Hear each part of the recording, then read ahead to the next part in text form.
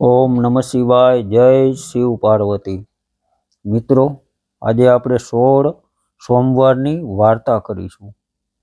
તો આ વ્રત શ્રાવણ માસના પહેલા સોમવારથી શરૂ કરવામાં આવે છે અને 16 સોમવાર સુધી કરવાનું હોય છે. વ્રતના દિવસે સવારે મહાદેવજીના મંદિરે જઈ શિવ પાર્વતીનું પૂજન કરવું, એકટાણું કરવું અને મહાદેવજીની વાર્તા સાંભળવી. વાર્તા સાંભળતી વખતે હાથની અંદર ચોખા રાખવા અને હોંકારો દેવાના બદલે મહાદેવજી મહાદેવજી એમ બોલવું. તો આપણે હવે 16 સોમવારની વાર્તા કરીએ. તો એકવાર શંકર અને પાર્વતી પોતાના મંદિરે બેઠા છે અને બેઠા બેઠા સોગઠાબાજીની રમત રમે છે. પરંતુ એમની રમતમાં કોણ હાર્યું અને કોણ જીત્યું એનો ન્યાય કોણ કરે તેનો તેઓ વિચાર કરતા હતા. એટલામાં મંદિરનો પૂજારી તપોધન બ્રાહ્મણ ત્યાં આવી ચડ્યો. એટલે શંકર પાર્વતીએ તેમને પોતાની પાસે બેસવા કહ્યું અને આ રમતનો ન્યાય આપવા જણાવ્યું. હવે શંકર પાર્વતીએ પાછી રમત શરૂ કરી. તપોધન બ્રાહ્મણ તેમની પાસે ઊભો રહ્યો. એક બાજી પૂરી થઈ. તેમાં ભગવાન શંકર જીતી ગયા. તેમણે બ્રાહ્મણને પૂછ્યું કે કોણ હાર્યું અને કોણ જીત્યું? પ્રભુ, આપ જીત્યા અને માતાજી હાર્યા, બ્રાહ્મણે જવાબ આપ્યો. હવે બીજી બાજી શરૂ થઈ. તેમાં પાર્વતીજી જીતી ગયા. તેમણે બ્રાહ્મણને પૂછ્યું કે કોણ હાર્યું અને કોણ જીત્યું? પ્રભુ, આપ જીત્યા અને માતાજી હાર્યા. હવે ત્રીજી બાજી શરૂ થઈ. તેમાં પણ પાર્વતીજી જીતી ગયા અને તેમણે બ્રાહ્મણને પૂછ્યું કે હે બ્રાહ્મણ, કોણ હાર્યું અને કોણ જીત્યું? પ્રભુ, આપ જીત્યા અને માતાજી હાર્યા. આ તપોધન બ્રાહ્મણ 2 વાર જૂઠું બોલ્યા, કારણ તેને તો મહાદેવજીને રાજી કરવા હતા.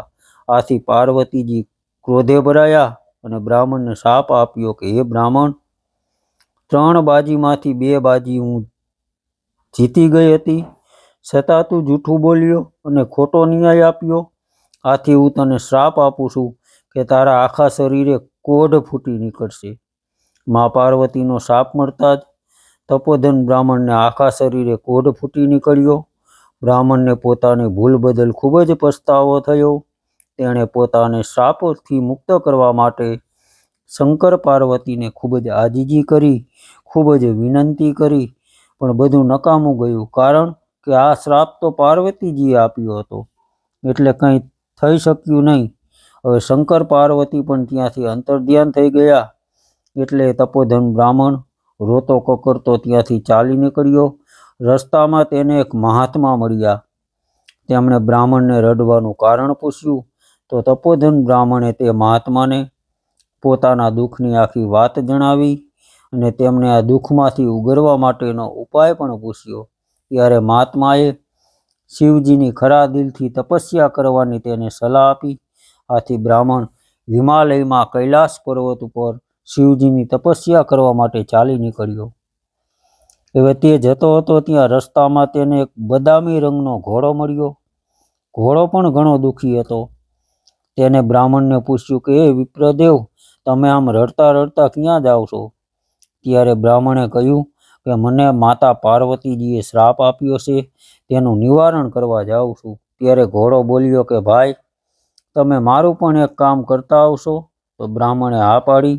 એટલે ઘોડો બોલ્યો કે હું આટલો બધો રૂપાળો છું અને કદાવર છું, છતાં મારી ઉપર કોઈ સવારી કરતું નથી, તો મારા પાપનું નિવારણ પણ તમે પૂછતા આવજો. હવે સારું કહી બ્રાહ્મણ તો આગળ ચાલ્યો. આગળ જડતા રડતા બ્રાહ્મણને એક સફેદ ગાય મળી. ગાયે બ્રાહ્મણને ઊભો રાખી તેને રડવાનું કારણ પૂછ્યું. ત્યારે બ્રાહ્મણે ગાયને પોતાના દુઃખની વાત કરી. એટલે ગાય બોલી કે ભાઈ, હું પણ ઘણી બધી દુઃખી છું. મારા આંચળ દૂધથી ફાટ થાય છે, પણ મને કોઈ દોહતું નથી કે મારા વાસરડા મને ધાવતા નથી, માટે મારા પાપનું નિવારણ પણ તમે પૂછતા આવજો. હવે સારું કહીને બ્રાહ્મણ તો આગળ ચાલ્યો. થોડેક દૂર ગયો. ત્યાં રસ્તામાં એક ઘટાદાર આંબાનું ઝાડ જોયું. તે આંબા ઉપર કેરીના લુમખે લુમખા બાંધેલા હતા. બ્રાહ્મણ તે આંબાના ઝાડ નીચે થાક ખાવા બેઠો. ત્યારે આંબાને પણ વાચા ફૂટી અને તેને બ્રાહ્મણને કહ્યું કે ભાઈ, તું ખૂબ જ દુઃખી લાગે છે. ત્યારે બ્રાહ્મણે તે આંબાને પણ પોતાના દુઃખની વાત કરી. હવે બ્રાહ્મણની વાત સાંભળીને આંબો બોલ્યો કે ભાઈ, હું પણ ખૂબ જ દુઃખી છું.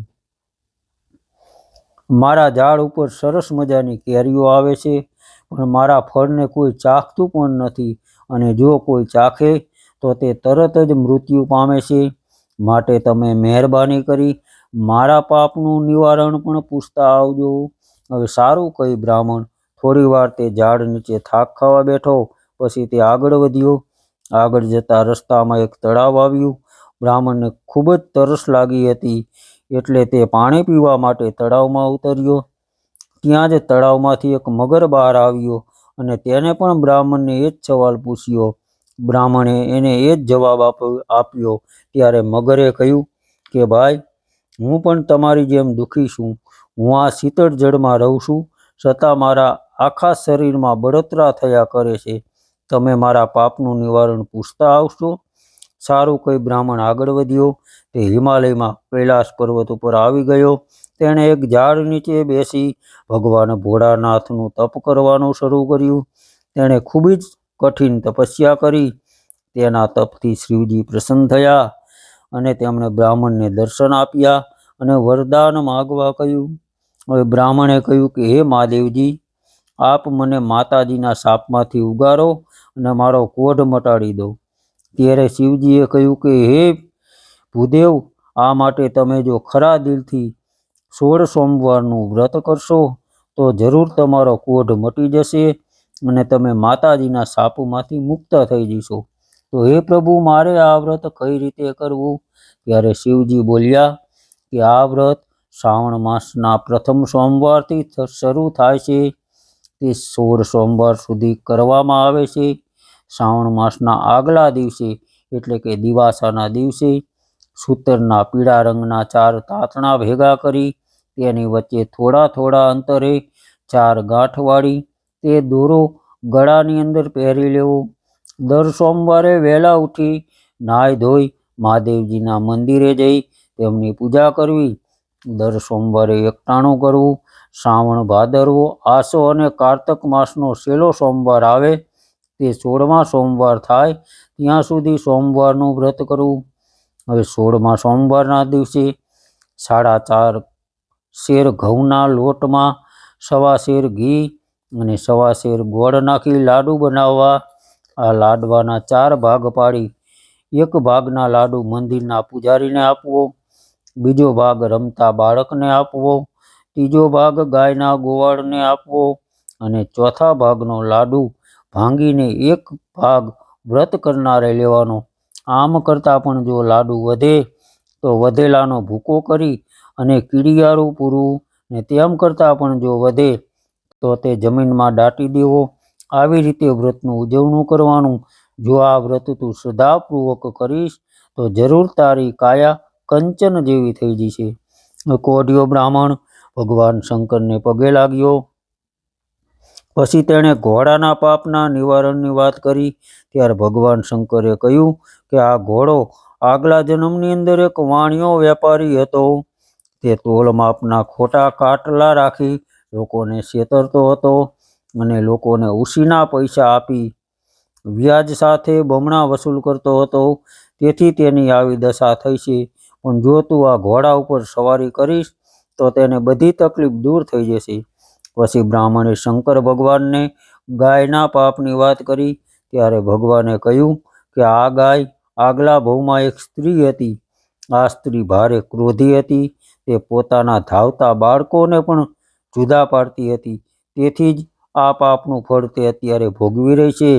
તેના પાપના નિવારણ માટે તું તેના આંચળમાંથી દૂધ કાઢી તેના વડે મારો અભિષેક કરજે, તો એનું બધું દુઃખ દૂર થઈ જશે.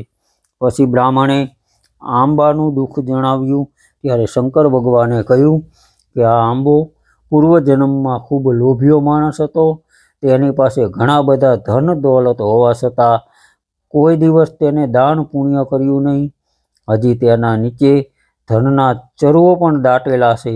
તેથી જ તેના ઉપર ઉગેલું ફળ કોઈ ખાતું નથી. તું તેના પાપના નિવારણ માટે આંબાની નીચે દાટેલા ધનનો એ ચરુઓને કાઢી લેજે અને એ ધનને તું સત્ય કાર્યમાં વાપરજે, તેથી તેનું બધું દુઃખ દૂર થઈ જશે. ત્યારે બ્રાહ્મણે મગરનું દુઃખ જણાવ્યું તો ભગવાન શંકરે કહ્યું કે તે મગર ગયા જન્મની અંદર મોટો પંડિત હતો, છતાં તે કોઈને શાસ્ત્ર વિદ્યા શીખવાડતો નહીં. આથી તે આ જન્મમાં મગર બની અને પીડા ભોગવી રહ્યો છે. તેના પાપના નિવારણ માટે તું મારા પર ચડાવેલું બીલીપત્ર એની આંખે અડકાડીશ તો તેની બધી બળતરા દૂર થઈ જશે. તો આ કોઢિયો બ્રાહ્મણ બધાના દુઃખનું નિવારણ જાણી ભગવાન મહાદેવને પ્રણામ કરી શિવલિંગ ઉપર ચડાવેલું એક બીલીપત્ર લઈ અને ચાલવા લાગ્યો.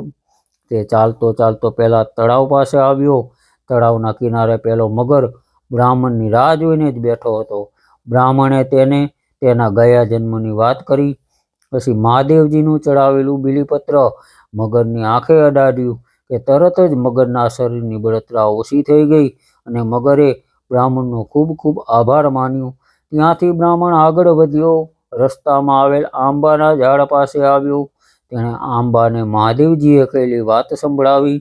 પછી કોદાળી લઈ આંબાના ઝાડ નીચેનું ચરુ ખોદી કાઢ્યા. તે ધનને સત્કાર્યના માર્ગે વાપરવાનો સંકલ્પ કરી આંબાના ઝાડ પરથી એક કેરી તોડીને ખાધી તો તેને અમૃતનો ઓડકાર આવ્યો.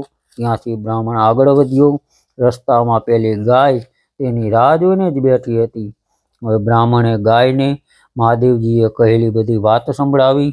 પછી તેણે ગાયને ધોઈ તેનું દૂધ એક વાસણમાં ભેગું કર્યું અને મહાદેવજીનું નામ લઈ એક શિલા ઉપર અભિષેક કર્યો. તરત જ ગાયની બધી પીડા દૂર થઈ. તેના વાસરડા રમતા રમતા આવી ગાયને ધાવા લાગ્યા. ગાયે પણ બ્રાહ્મણનો આભાર માન્યો. ત્યાંથી બ્રાહ્મણ આગળ વધ્યો. રસ્તામાં તેને પેલો બદામી રંગનો ઘોડો મળ્યો. તે પણ બ્રાહ્મણની રાહ જોઈને ઊભો હતો. બ્રાહ્મણે તેને પણ મહાદેવજીએ કહેલી વાત સંભળાવી. પછી તે બ્રાહ્મણે ઘોડા ઉપર સવારી કરી અને કહ્યું કે હવે તારા પાપનું નિવારણ થઈ ગયું છે. ત્યાંથી બ્રાહ્મણ પોતાની ઝૂંપડીએ આવ્યો. ત્યારે શ્રાવણ માસ બેસી ગયો હતો એટલે બ્રાહ્મણે 16 સોમવારનું વ્રત શરૂ કર્યું. તેણે ખૂબ જ શ્રદ્ધાપૂર્વક આ વ્રત કર્યું. જોત જોતામાં 4 મહિના પૂરા થઈ ગયા અને કારતક મહિનાનો 6લો સોમવાર આવ્યો. ત્યારે બ્રાહ્મણે વ્રતનું ઉજવણું કર્યું. પાર્વતીજી બ્રાહ્મણની ભક્તિથી પ્રસન્ન થયા. તેમને બ્રાહ્મણની કાયા પહેલાની જેમ કંચન જેવી કરી દીધી. બ્રાહ્મણનો કોઢ સંપૂર્ણપણે મટી ગયો. હવે પાર્વતીજીના શાપમાંથી મુક્ત થઈ બ્રાહ્મણ ખૂબ જ ખુશ થઈ ગયો. તે આનંદથી રહેવા લાગ્યો. એવામાં તે ગામના રાજાની કુંવરીનો સ્વયંવર રચાયો. ગામના પાદરે વિશાળ મંડપ બાંધવામાં આવ્યો. દેશ દેશાવરના રાજકુંવરોને તેમને આમંત્રિત કરવામાં આવ્યા. આ વાતની જાણ આખા ગામમાં ફેલાઈ ગઈ. આખું ગામ રાજકુંવરીનો સ્વયંવર જોવા ઉમટ્યું. ત્યારે આ તપોધન બ્રાહ્મણને પણ આ વાતની જાણ થતાં તે પણ રાજાની કુંવરીનો સ્વયંવર જોવા ઉપડ્યો.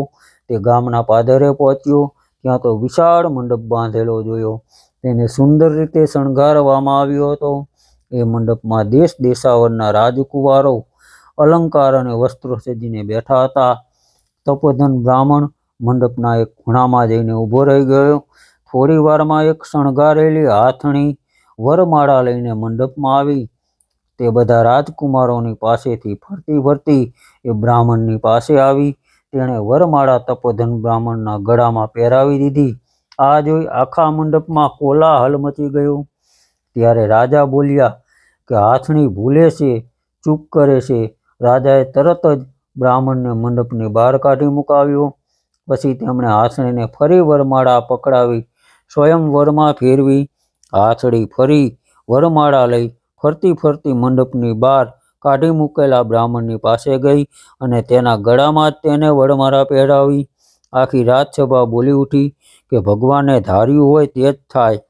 રાજાએ પોતાની કુંવરીના લગ્ન તે બ્રાહ્મણની સાથે કરાવી આપ્યા. રાજાએ પહેરામણીમાં સોનું, રૂપું, હીરા માણેક, મોતીના દાગીના, રેશમી જરીના પોશાકો, હાથી અને ઘોડા આપ્યા. હવે બ્રાહ્મણ તો રાજકુંવરીને પોતાની પત્ની બનાવી પોતાના ઘેર લાવ્યો. બ્રાહ્મણની માં પોતાના દીકરા સાથે વહુને જોઈ રાજી રાજી થઈ ગયા. તે બંનેને ઝારના દાણા લઈ વધાવવા ગઈ કે ઝારના દાણા પણ મોતીના થઈ ગયા. આ બધું મહાદેવજીની કૃપાનું ફળ અને તે વ્રતનો પ્રભાવ હતો. તો રાજાએ પોતાની દીકરી અને જમાઈ બ્રાહ્મણને રહેવા માટે એક મોટો મહેલ આપ્યો. તપોધન બ્રાહ્મણ, તેની પત્ની અને માતા ત્રણેય આનંદથી મહેલમાં રહેવા લાગ્યા. થોડોક સમય બાદ રાજા મરણ પામ્યો. આ રાજાને બાળકની અંદર માત્ર રાજકુંવરી જ હતી. તેથી આ બ્રાહ્મણ હવે રાજા બન્યો અને તેની પત્ની રાણી બની. હવે બ્રાહ્મણે વિચાર્યું કે આ બધા સુખના દિવસો મહાદેવજીની કૃપાથી જ આવ્યા છે. એટલે તેણે ફરી પાછું 16 સોમવારનું વ્રત કરવાનો સંકલ્પ કર્યો. શ્રાવણ માસ આવતા તેણે 16 સોમવારનું વ્રત કર્યું. કાર્તક માસ પૂરો થતા 16મો સોમવાર આવી પહોંચ્યો. 16મા સોમવારે વ્રતનું ઉજવણું કરવાનું હતું. તેથી બ્રાહ્મણ રાજાએ તેની પત્નીને 16 સોમવારના વ્રતની ઉજવણી કેવી રીતે કરવી તે સઘળી હકીકત જણાવી. રાણીએ વિચાર્યું કે મારા પતિદેવને આવા સૂકા ભટ્ટ કોઠા જેવા લાડુ તે કંઈ ખવાતા હશે. તેણે તો 32 જાતના પકવાન અને બીજી ઘણી બધી વાનગી બનાવી. રાજા જમવા બેઠા. તેમને થાળીમાં રસોઈ જોઈ રાણી પર ગુસ્સે થઈ ગયા. તેમને ખૂબ જ દુઃખ થયું. તે શંકર ભગવાનની માફી માંગવા લાગ્યા. તેમણે રસોઈ ભરેલી થાળી આગળ શંકર ભગવાનની સ્તુતિ કરી અને વ્રત પૂરું કર્યું અને થાળીમાંના અન્નદેવને પગે લાગી ઊભા થઈ ગયા. તેમણે અનાજના 4 દાણા લઈ ચારેય દિશામાં નાખ્યા અને ભૂખ્યા પેટે સૂઈ ગયા. તે જ રાત્રે મહાદેવજી રાજાના સપનામાં આવ્યા અને કહેવા લાગ્યા કે એ રાજન, જાગે છે કે ઊંઘે છે? રાજા બોલ્યો કે જાગું છું ભગવાન. મહાદેવજી બોલ્યા કે તારી રાણીએ તારા વ્રતમાં ભંગ પાડ્યો છે, માટે તું એને દેશવટો આપી દે. રાજા કહે જેવી આપની આજ્ઞા. સવાર થયું. રાજાએ રાણીને કાળા કપડાં પહેરાવી દેશવટો આપી દીધો. તેને પોતાના રાજ્યની બહાર તગેડી મૂકી. રાણી તો ચોધાર આંસુએ રડતી રડતી એક ગામમાં આવી પહોંચી. ત્યાં આગળ એક ઝૂંપડીમાં ઘાચણ રહેતી હતી. તેણે ઘાચણની પાસે પાણીની માગણી કરી. ઘાચણે તેને પાણી આપ્યું. રાણીએ ઘાચણને પોતાનું દુઃખ કહી સંભળાવ્યું. તેમના ઘરમાં કોઈ કામ મળી રહે તે માટે વિનંતી કરી. તો ઘાચણને રાણી ઉપર દયા આવી. તેથી રાણીને પોતાની સાથે રાખી લીધી. ત્યાં તો ઘાચણના તેલના કુલા ઢળી ગયા અને ઘાંચી માંદો પડી ગયો. આ જોઈ ઘાચણ બોલી કે બેન, તારા આવ્યાથી મારે ખોટું નુકસાન થયું, માટે તું અહીંથી ચાલી જા. રાણી હવે ત્યાંથી ચાલી નીકળી. જતા જતા રસ્તામાં એક ડોશીના ઘેર આવી. ડોશીમાં તે સમયે રેંટિયો કાઢતી હતી. રાણી તેની પાસે ગઈ. પીવા માટે પાણી માગ્યું અને ડોશી ભલા હતા. તેણે ઊભા થઈ પાણી આપ્યું. રાણીએ તેને પોતાના દુઃખની વાત કરી. ડોશીને રાણી ઉપર દયા આવી. તેને રાણીને પોતાની સાથે રાખી. પરંતુ રાણીના આવવાથી ડોશીના તાર વારંવાર તૂટી જવા લાગ્યા અને સૂતર પણ ઓછું કંતાવા લાગ્યું. ડોશીએ તેને અપશુકન્યા ગણી અને કાઢી મૂકી. ત્યાંથી રાણી ચાલતી ચાલતી એક કૂવાના કાંઠે આવી. ત્યાં એક પનિયારી પાણી ભરતી હતી. રાણીએ તેની પાસે પીવાનું પાણી માગ્યું. પનિયારીએ જેવો ઘડો કૂવામાં ઉતાર્યો કે ત્યાં તો કૂવાનું બધું પાણી સુકાઈ ગયું. તેનું માટલું પણ ફૂટી ગયું. પનિયારીએ તેને અપશુકન્યા ગણી પાણી પાયા વગર જ કાઢી મૂકી. હવે રાણી ચાલતી ચાલતી એક માલણના ઘર પાસે આવે છે. રાણીએ માલણને પોતાના દુઃખની વાત કરી. માલણને તેના ઉપર દયા આવી. તેને રાણીને પોતાના ઘેર રાખી. રાણીના આવવાથી માલણને પણ નુકસાન થવા લાગ્યું. માલણને પહેલાં દરરોજ 1.25 મણ ફૂલ ઉતરતા હતા. હવે તેના 65 ફૂલ ઉતરવા લાગ્યા.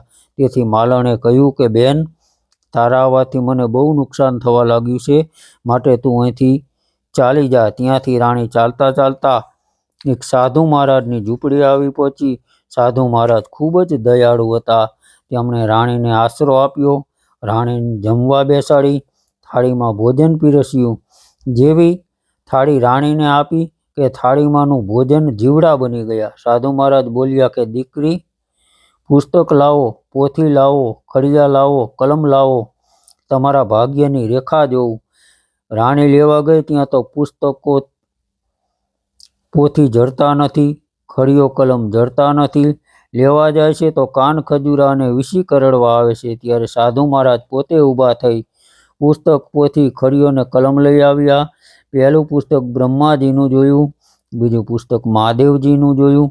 ત્યારે સાધુ મહારાજ બોલ્યા કે દીકરી, તે મહાદેવજીના વ્રતને વખોડ્યું છે, તું મહાદેવજીની દોષિત છે, માટે તું શંકર ભગવાનનું 16 સોમવારનું વ્રત કર. ત્યારે રાણી બોલી કે બાપુ, આ વ્રત શી રીતે થાય? સાધુ મહારાજે તે વ્રત કેવી રીતે કરાય તે બધું સમજાવ્યું.